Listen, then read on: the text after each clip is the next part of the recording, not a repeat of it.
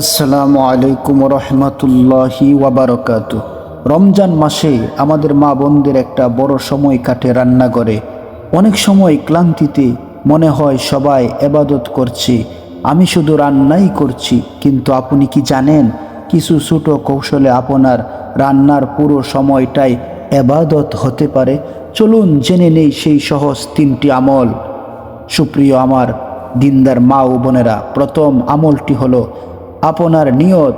আপনি যখন পরিবারের জন্য রান্না করছেন, মনে মনে বলুন, ইয়া আল্লাহ, আমি আপনার সন্তুষ্টির জন্য রোজাদারদের ইফতার করাচ্ছি। নবীজি সাল্লাল্লাহু আলাইহি ওয়াসাল্লাম বলেছেন, রোজাদারদেরকে ইফতার করালে আপনি তার সমান সওয়াব পাবেন। সুবহানাল্লাহ। অর্থাৎ ইফতারের সংখ্যা যত বাড়বে, আপনার সওয়াবও তত গুণ বেড়ে যাবে। সুপ্রিয় আমার দিনদার মা ও বোনেরা, দ্বিতীয় আমলটি সবচেয়ে সহজ, জিকির। আপনার হাত ব্যস্ত থাকলেও জবান তো মুক্ত।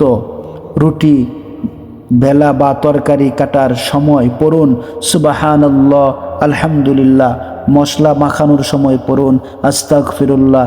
এভাবে রান্না করলে খাবারের বরকত বাড়বে এবং আপনার আমল নামা সওয়াবে ভরে উঠবে। কাজ শেষে দেখবেন ক্লান্তির বদলে মনের ভিতর প্রশান্তি কাজ করছে।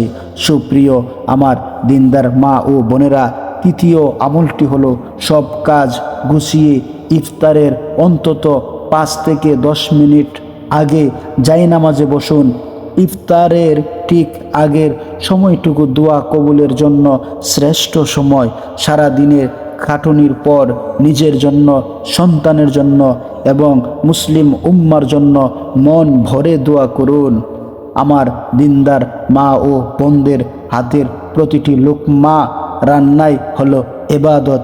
আল্লাহ আপনাদের রমজান কবুল করুন, আমিন।